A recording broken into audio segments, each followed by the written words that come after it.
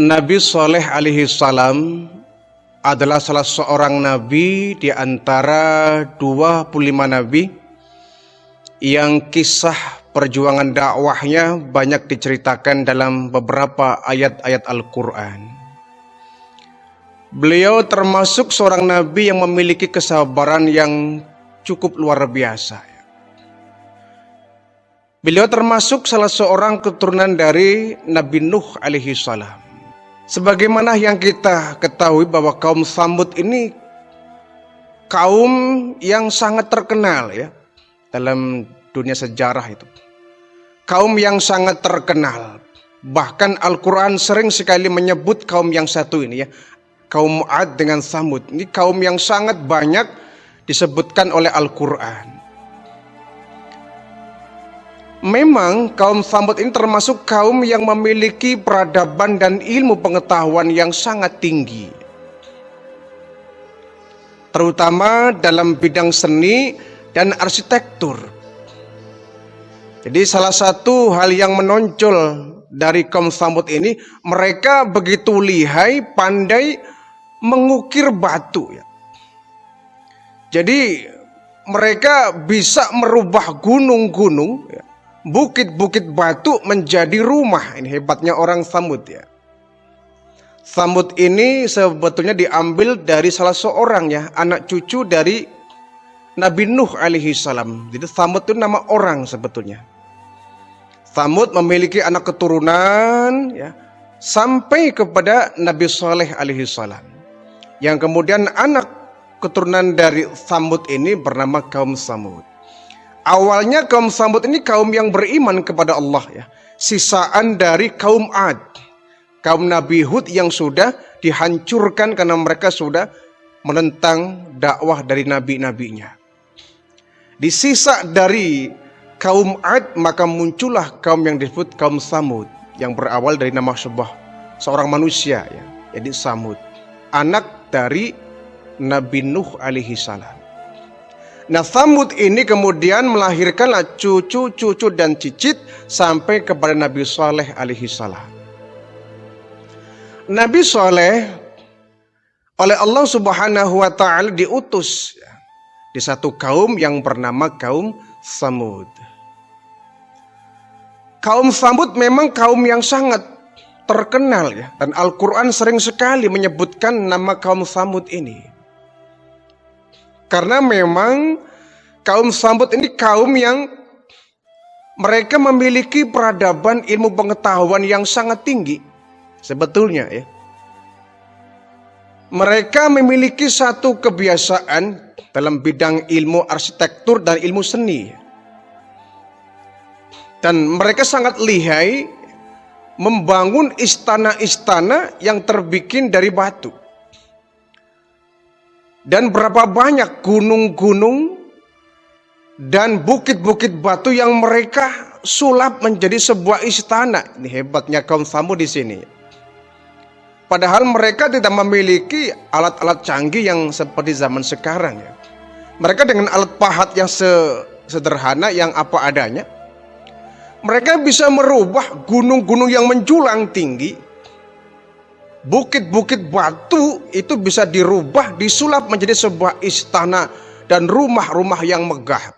Sehingga mereka dikenal dengan rumah-rumah batu, rumah-rumah gunung. Dipahat itu gunung-gunung ya, bukit-bukit batu dipahat sampai dirubah menjadi sebuah rumah istana yang megah dengan ya, seni ukiran yang begitu indah. Ini kehebatan kaum Tsamud. Oleh Allah diberikan anugerah ilmu pengetahuan, mereka bisa membuat pahatan gunung menjadi istana yang megah. Di samping itu, kaum Tsamud termasuk kaum yang sangat lihai dalam bercocok tanam. Apapun yang mereka tanam pasti berhasil. Jadi kaum Tsamud ini kaum yang sebetulnya kaya raya ya. Kaum yang mereka kebanyakan orang-orang hebat, orang-orang kaya raya.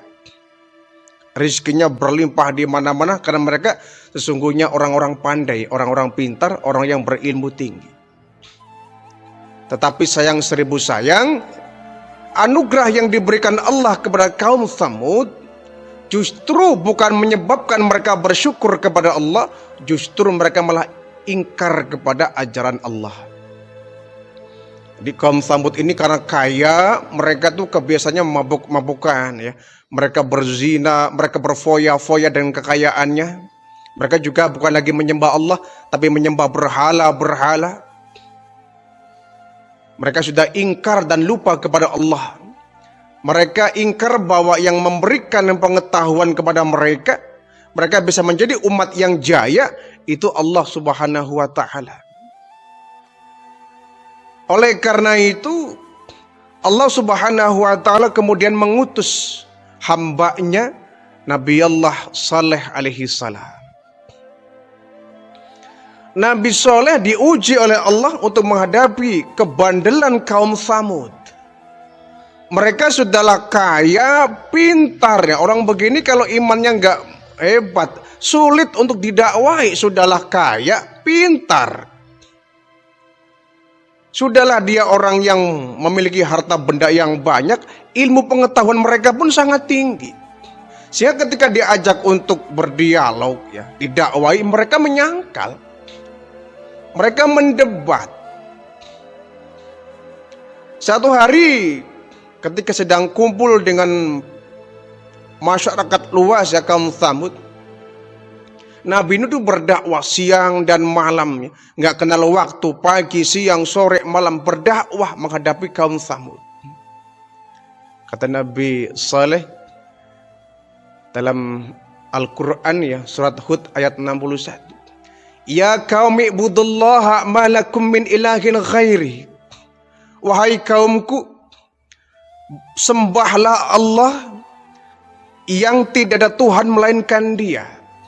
Sembahlah Allah, tinggalkan berhala-berhala, tinggalkan patung-patung.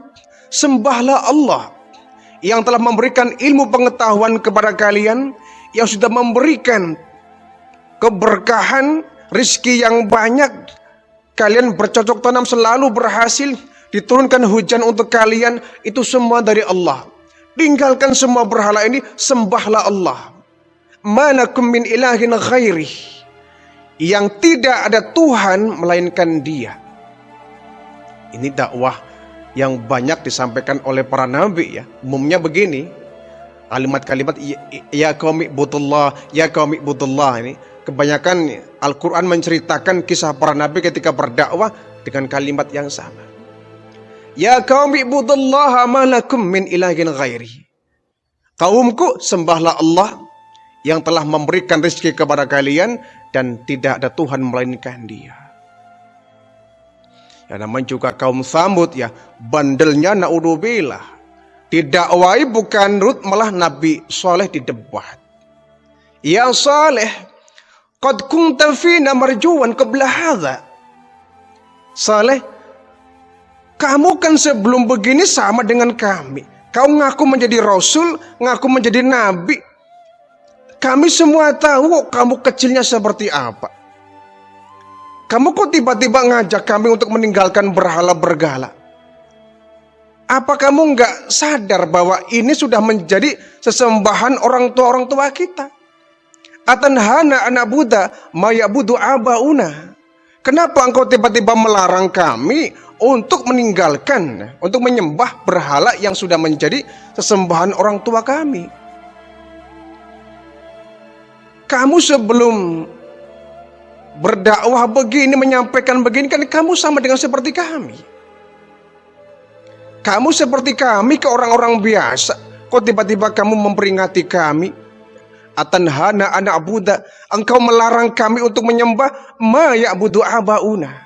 Apa yang menjadi sembahan dari bapak-bapak kami, leluhur-leluhur kami. Kata Nabi Saleh, wahai kaumku, yang kalian lakukan itu salah. Ini patung-patung yang kamu sembah. Ini benda biasa, ini batu yang kalian pahat sendiri. Ini bukan Tuhan kalian. Dia nggak berdaya. Wong dia juga berdiri, kalian kok yang mengangkat. Kalau dia jatuh, bisa nggak dia berdiri sendiri? Ini benda mati yang bukanlah Tuhan kalian. Yang harus kalian sembah adalah Allah Subhanahu wa Ta'ala yang telah memberikan kehidupan kepada kalian. Tinggalkan semua itu. Sudahlah, Soleh, kalau kamu nggak mau menyembah apa yang disembah oleh kami, kau boleh diam, kau boleh pergi kok. Jangan larang-larang kami. Ini hak kami. Kamu nggak berhak melarang kebebasan kami. Kamu menyembah apa kek? Ini hak kami. Kalau kamu nggak mau nyembah apa yang kami sembah, ya persilakan, itu hak kamu kok. Tapi nggak usah larang-larang kami. Ini jawaban orang-orang kaum Tsamud. Tetapi mereka terus ya mendebat Nabi Soleh. Nabi Soleh nggak mau kalah, terus terdebat. Jadi perdebatan setiap hari ada. Ya, makanya sifat dari Nabi itu kan fatonah ya. Sifat Rasul itu kan ada namanya fatonah, artinya cerdas. Ya. Kalau Nabi nggak cerdas, Rasul nggak cerdas, ya gampang dikibuli oleh umat-umatnya. Kalau Rasul nggak cerdas, gampang dia didebat oleh kaum-kaumnya. Karena kebanyakan dari yang dihadapi oleh para nabi, para rasul itu kaum-kaum yang memang ahli bicara. Baginda Rasul menghadapi Abu Jahal, Abu Lahab yang mereka pandai bicara. Sehingga semua nabi, semua rasul oleh Allah diberikan sifat yang namanya fatonah, kecerdasan. Tabligh, ilmu penyampai, ilmu menyampaikan, ilmu komunikasi. Ini harus dimiliki oleh seorang nabi dan seorang rasul. Karena dia akan menghadapi kaum-kaum yang pasti mereka akan sulit untuk diingatkan. Kalau nabinya nggak pandai bicara, nabi pendiam, rasul pendiam, kok kalah dengan umatnya. Jadi itu perdebatan antara Nabi Soleh dengan kaum Tsamud umatnya. Akhirnya kaum Tsamud ini lama-lama mungkin benci ya dengan dakwah-dakwah, ceramah-ceramah dari Nabi Soleh alaihissalam. Akhirnya mereka bikinlah sebuah makar. Yuk kita kapan-kapan kerjain si Soleh ya. Caranya bagaimana? Kita kumpulin warga ya. Kemudian kita kumpul di satu lapangan, di sana ada sebuah batu besar. Ya. Kita kerjain si Soleh ini, kalau dia seorang nabi dan rasul, bisa nggak dia mengeluarkan unta dari batu ini? Kayaknya nggak mungkin ya. Mana ada batu mengeluarkan unta. Baik kalau begitu kapan? Sudah besok. Kumpulkan semua warga. Orang semua berkumpul di satu lapangan, satu tanah kosong yang di situ ada batu besar. Ya. Dipanggil Nabi Saleh. Wahai Saleh, kami akan beriman kepada kamu. Asalkan kamu bisa menunjukkan kamu betul-betul seorang nabi, kamu seorang rasul. Kalau kamu bisa buktikan bahwa kamu seorang nabi dan rasul, kami akan beriman kepada kamu. Siap, emang Tuhan mau apa? Mau bukti apa? Kamu bisa enggak, itu ada batu ya. Kamu bisa enggak mengeluarkan seekor unta dari batu itu? Kalau kita tahu unta kan pasti dia lahir dari induknya ya. Anak unta pasti lahir dari induknya. Itu sih umum, biasa, nggak ajaib. Nah sekarang buktikan bahwa kau nabi, kau rasul, kau punya mukjizat. Bisa nggak batu ini melahirkan seekor unta? Bisa nggak batu bisa mengeluarkan unta? Semua orang pada senyum sinis. Nah, disinilah pasti Soleh akan hilang harga dirinya. Kau nggak akan mampu Soleh. Ini kan tantangan yang nggak mungkin terjadi. Nyatanya tidak. Nabi Soleh kemudian menantang. Berjanji kalian kalau aku bisa menunjukkan apa yang kalian minta akan beriman kepada aku? Siap, kami akan beriman kepada kamu. Baik. Nabi Soleh kemudian mengangkat kedua tangannya, minta kepada Allah, ya Allah, tunjukkanlah kehebatanmu ya Allah, tunjukkan kekuasaanmu ya Allah, keluarkanlah untuk mereka seekor unta dari batu ini. Kemudian Nabi Soleh diperintahkan oleh Allah, wahai Soleh, kau pukul batu itu. Ada riwayat yang mengatakan bahwa beliau memukulnya menggunakan tongkat. Ya.